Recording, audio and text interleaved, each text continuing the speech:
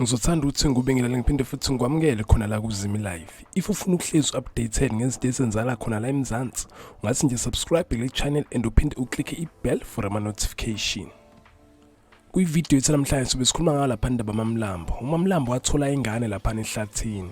Uthe mayithola ingane wanga-report emaphoyiseni, even shebandleni wanga-report uthole ingane angayazi. Le ngane kanti ingane kaHlelo. So ke uMamlambo uthe mayithola le ngane uze wayitha even igama, wayipha igama ukuthiwa uSimangaliso. uHlelo ke impela lokho eyibuza ke impela uthi ahlahle ingane yakhe kuphi kahle kahle kwenzakalani.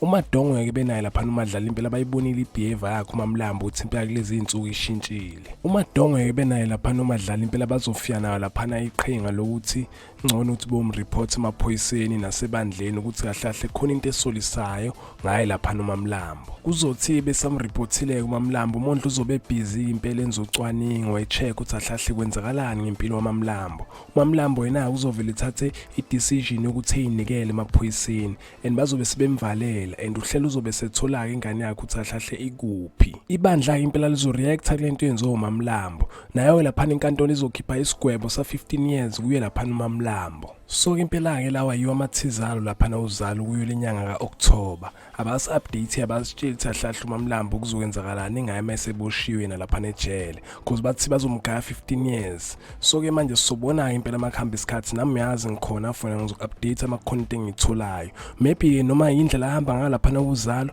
kodwa sazi baze besho impela ukuthi uzohamba. Kodwa ke sobona if nami ngithola information ngizoku-update. Ungakhohlwa ke nje ukuthi like kule video and usubscribe if ungasubscribe. Danke ngiyabonga.